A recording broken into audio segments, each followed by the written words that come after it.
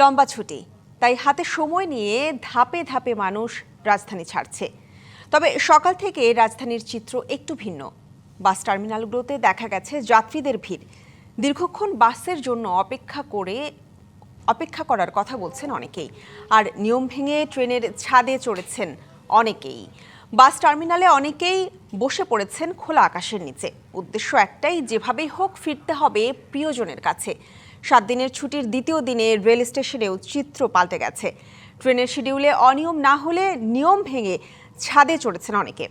যাত্রীরা বলছেন, ট্রেনে গাদাগাদি বা ছাদে করে হলেও পরিবারের সঙ্গে ঈদ আনন্দ ভাগাভাগি করতে মুখিয়ে আছেন তারা। ওরা ইউজুয়ালি 200 টাকা করে ভাড়া নেয়, এখন 300 টাকা করে নিচ্ছে। সো এটা এক্সট্রা একটা ভোগান্তি যাত্রীদের জন্য। 2 ঘন্টা 2.5 ঘন্টা দাঁড়া থাকা লাগে, কারণ ওদের বাস না আসা পর্যন্ত ওরা টিকিট ছাড়ে না।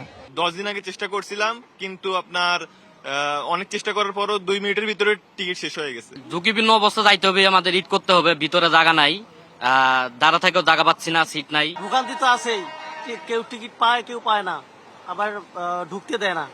নগদ নিয়ে এলো হার না মানা হার অফার। সর্বনিম্ন 10,000 টাকা রেমিটেন্স নগদে পাঠালে থাকছে স্বর্ণের হার জেতার সুযোগ।